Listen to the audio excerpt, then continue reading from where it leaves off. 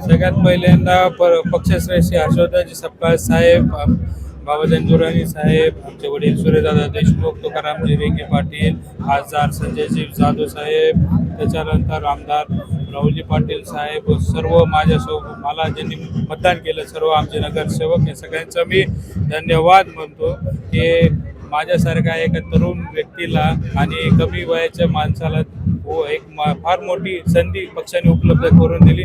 त्याबद्दल मी सर्व काँग्रेस पक्षाचा आणि शिवसेनेचे मनपूर्वक आभार व्यक्त करतो. कसा समन्वय राहिला काँग्रेस आणि शिवसेनेचा?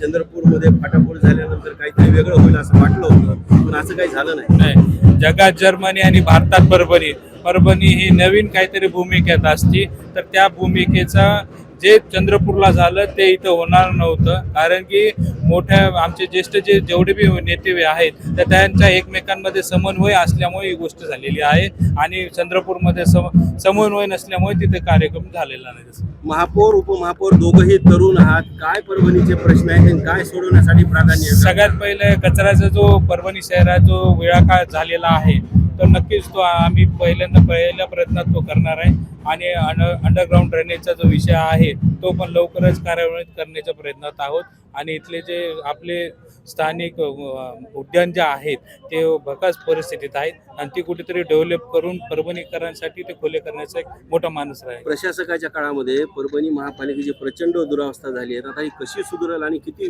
दिवस लागतील, काय लागेल? नक्कीच याबद्दल आम्ही आता एक आमचे विकासाचे विजन आहे, त्या पद्धतीने परभणी शहर महानगरपालिकेची आर्थिक परिस्थिती कशी सुधारेल याच्यावर पहिल्यांदा आम्ही विचार करणार आहोत आणि त्या पद्धतीने आम्ही कामाला लागलो. 80 कोटी रुपयाचे देणं जे आहे ते आयुक्तांनी करून ठेवलेलं आहे, कसं शासनाकडे या संदर्भात भूमिका मांडून?